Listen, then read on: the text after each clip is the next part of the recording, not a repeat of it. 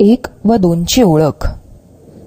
एक मुलगा, एक पतंग, एक मुलगी, एक मांजर, दोन पक्षी, दोन घसरगुंड्या, दोन फुलं, दोन कुत्रे.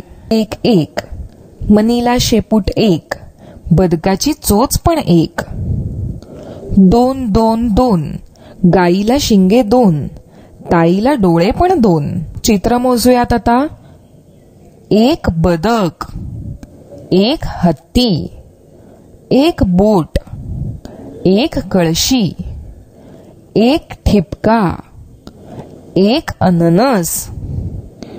आता दुसऱ्या चित्रात काय आहे बरं?